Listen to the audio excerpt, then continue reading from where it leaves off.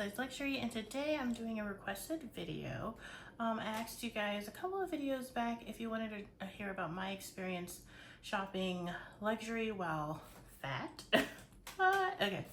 I just think it's sort of a unique or novel topic that is not really discussed in our little niche and our little part of the world here on YouTube. So let's just jump right in. I have my notebook so I make sure that I haven't missed anything. Yeah, so I wanted to first, I'm going to do this by like different sections. So just in general, trigger warning, this is going to be discussing fat bias, weight stigma, body shaming, that type of thing. So if this is not your cup of tea, please click out right now. I don't want to trigger anyone. But yeah, I do feel like this is an important topic and something that is obviously near and dear to my heart here on my channel, Plus Sized Luxury. So just a couple of statistics. I'm not going to bore you guys, but nearly 40% of America classify themselves as being overweight. A lot of people base their weight on the BMI, which I think in the past like 10 years has been debunked. If you want to know more about that, I highly recommend one of my favorite podcasts about sort of weight and debunking health related things and fatness issues is The Maintenance Phase. They're on, I think I have them on like Apple Podcasts, and I know they're on Spotify too. But I learned so much from there. Nearly 11% of women and 5% of men say that they have been not heard or judged due to their weight in like a healthcare setting, like when they're talking to their doctors. I've definitely experienced that when you're talking to your doctor and they're just like, well, have you gotten on a diet? And I'm like, yes, okay. And then about 15%, according to the Society for Human Resources, say that 15% of workers feel like they have been prejudiced against, looked over for positions, raises, opportunities because of just false assumptions about like fat people are lazy or less competent or don't have any self-discipline.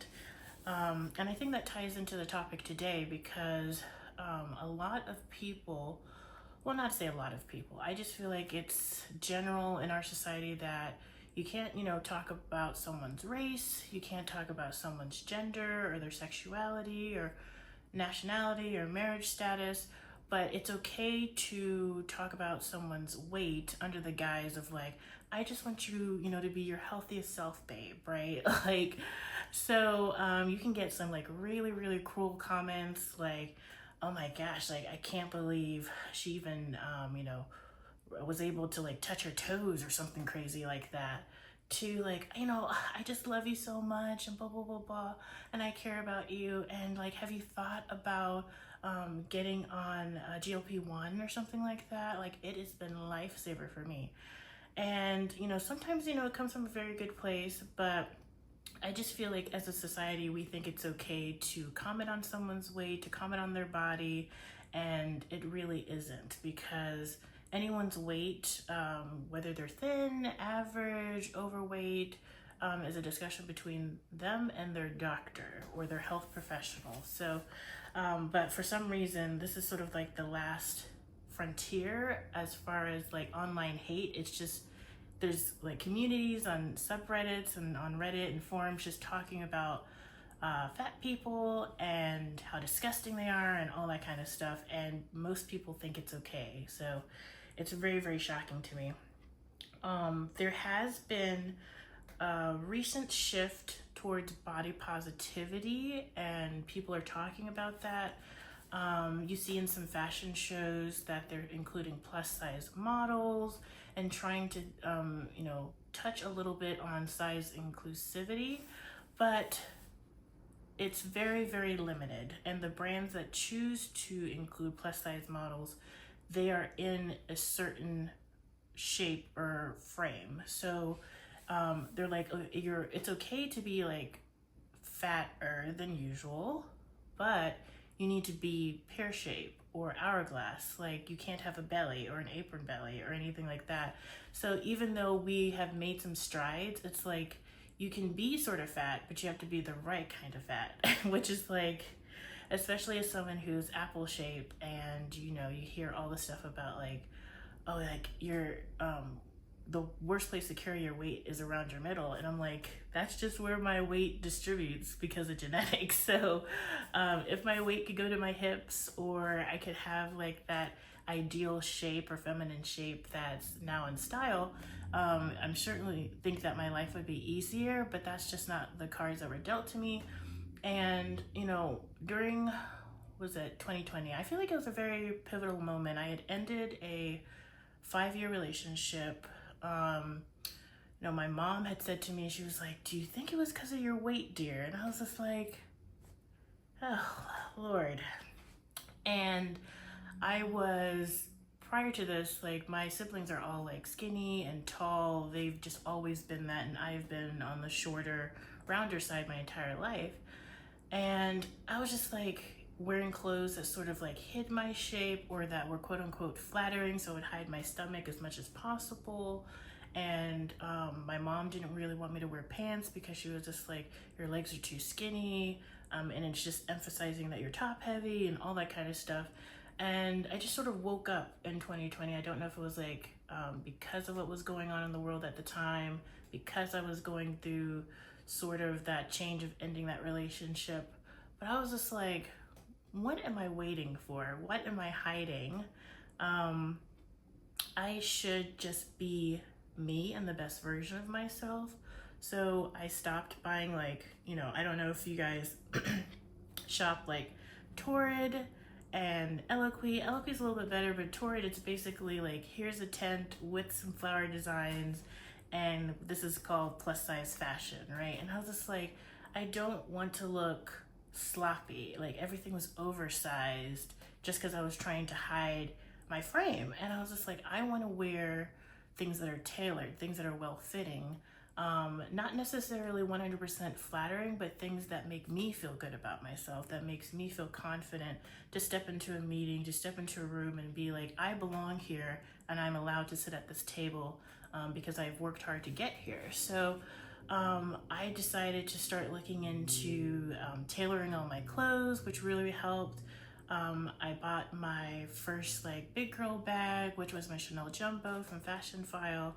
And these just gave me like that little bit of oomph and that confidence that I felt like I had been lacking.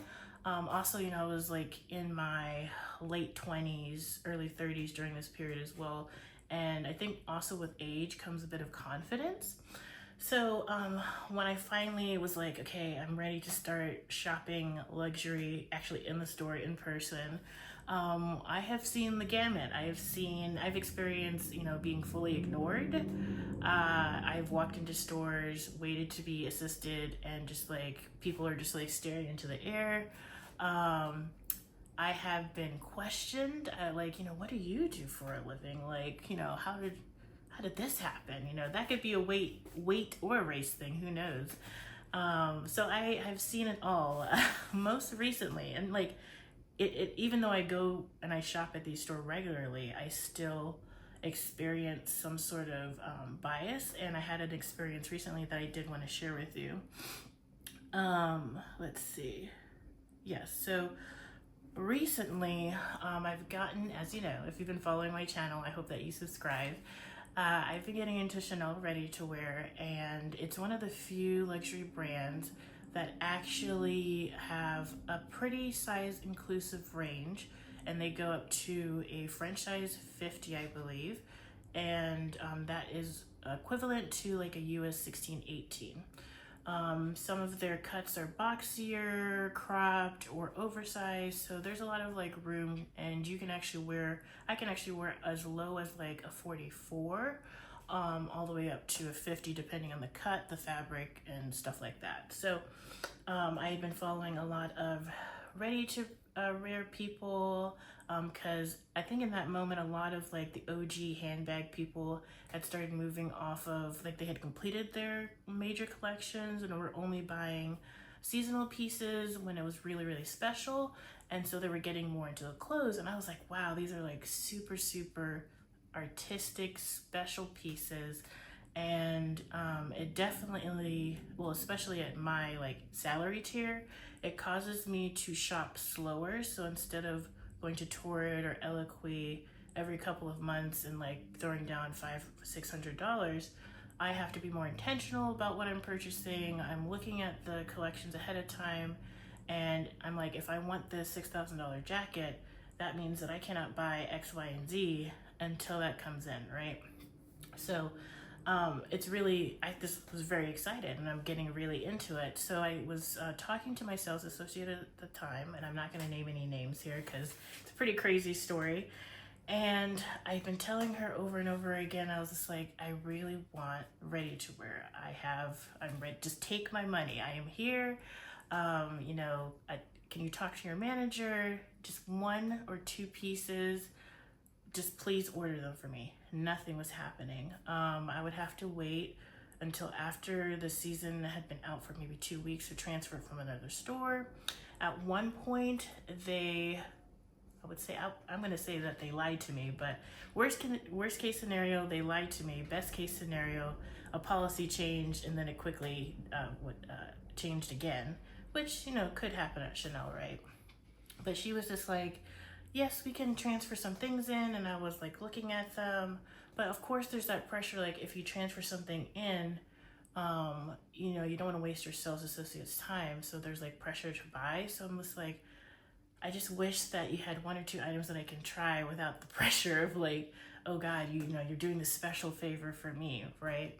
But anyway, so she had brought in a couple of stuff. I had bought a couple of items, but nothing major because my budget was around like $4,000 at the time. And I had continued like advocating for myself, and I was saying like, I want more ready to wear. Here's my money. Just please like get some like knitwear in. Like, I'm not buying $11,000 jackets, but you can make a sale here. So at one point she was just like, if I'm going to transfer anything for you, you're going to have to pay 100% upfront. And I was just like, what if I don't like it? And like, what if, it was just like ridiculous. So that sort of like put a bitter taste in my mouth, because I felt like she was really pressuring me to be like, I don't even feel like, you're just wasting my time, so I want to be paid up front for me to transfer this stuff. So I contacted a couple of people that I follow that I know that are in the Atlanta area that shop at the other store, Chanel store here, and asked for a recommendation for a sales associate. Met this awesome sales associate, and she was just like, listen, we don't have anything in the store, but I will continue to talk to my manager for you, and I'll transfer stuff in. And like, apparently for Chanel, it's not as easy as like size 50, look across all of the stores. It's very complicated. I guess you have to look by style and then see if it goes up to 50, and then so it actually takes some time for the sales associate to locate some items. Anyways, so she was really, really great. She introduced me to the buyer for the store so I could start making that relationship, and I expressed my interest again. I was just like, hey, my budget had increased at that time. I can do $5,000 or $6,000, and I really would like some cardigans, some denim, in my size, just 1 or 2 pieces, please. And I felt really good. We haven't been able to do a buy yet. I think they might do a buy for me for $25K, but we'll see. But anyway, so everything's going great there. I bought like my recent white jacket, and my other sales associate noticed. And I don't know if you can see your whole like profile between stores. And then all of a sudden, she's also like sending me ready to wear pieces. And so there's this competition going on, and I'm like, so I had to buy at another store for you to take me seriously? Anyways, I went to go see my old sales associate, because we've been working together for years, so I was like, let me give her another chance. And we were discussing ready to wear again when I was picking up actually this brooch, and I was just like, I just watched a recent collection, I'm really interested in these pieces. Any way that you can talk to your managers to just give me 1 item. And, you know, I'm not VIP status, so I can't like buy right off the runway, because you have to be invited to order directly off the runway, so that as soon as you see the collection, you text the sales associate, you're like, I want this, this, and this, and then you have to buy it for sure. But I was just like, I know from now my research for the past couple of years, I know that denim is between X and X. I know this cardigan is X and X. This has an applique, this doesn't. So I'm sort of understanding where the price point will be, and I can actually pick off of the runway now something that I think will be in my price range. And she was just like, yeah, I don't know. It's just really hard, and especially with Virgin Egon, I just don't think they're making those sizes anymore. You know, can I ask you a personal question? I don't know. I am just like one of those people that I'm smiling even though I'm feeling like a cascade of emotions. Like, and I was just like, sure. And in my head, I'm just like, oh God, like, you know, I just feel like because I have this round cherry face, they feel comfortable enough to say anything to me. So I get, this happens to me a lot, just even outside of luxury. But anyways, I was like, sure. And she was like, I noticed you carry your weight around your middle. Do you have any medical conditions that cause this?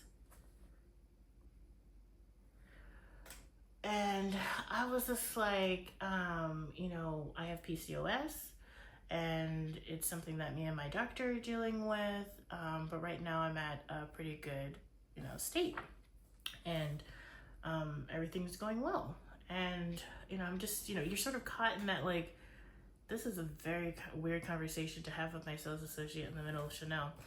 And then she was like, well, you know, I also have PCOS, and I just wanted to suggest this thing. I get,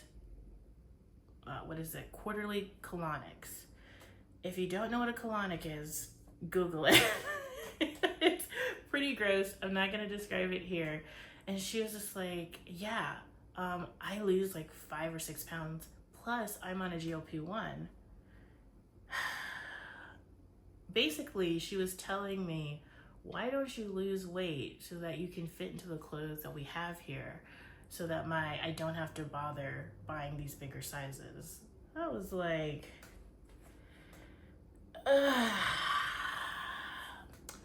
And I'm just there like nodding and smiling, and I'm just like, wow, like, does anyone else have to deal with that? Like, you know, it's under the guise of like, I just want to be helpful. I just want you to be healthy. Like, I'm also dealing with this thing, and therefore I'm going to tell you, offer you medical advice in the middle of this fashion boutique. And I'm just like, you don't know my body. You don't know what my situation is fully. I am just trying to buy a piece of clothing. If you want to make the sale, please advocate to the purchaser, the buyer for the store, and just get me 1 or 2 pieces and not give me medical advice. But that's the kind of stuff that I've had to deal with on either a micro level or more obviously like this story here.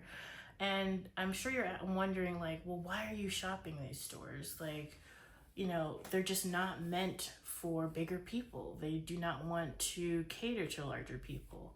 And, you know, I thought about that for a long while. And to me, one of the reasons I even started this channel was to advocate.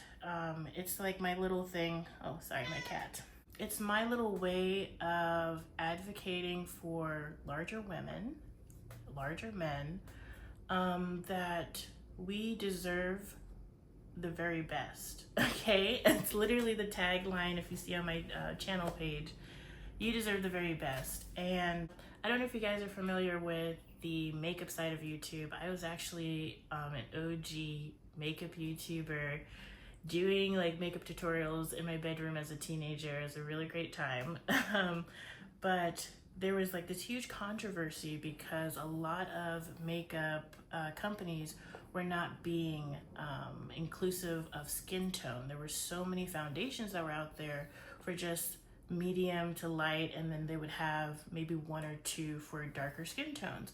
And I'm waiting for that revolution here on the fashion side, on the luxury side, that, you know, we don't have to just shop at like Target or Torrid or other places. I want to buy a Chanel jacket and I want to pay you as a customer for that jacket.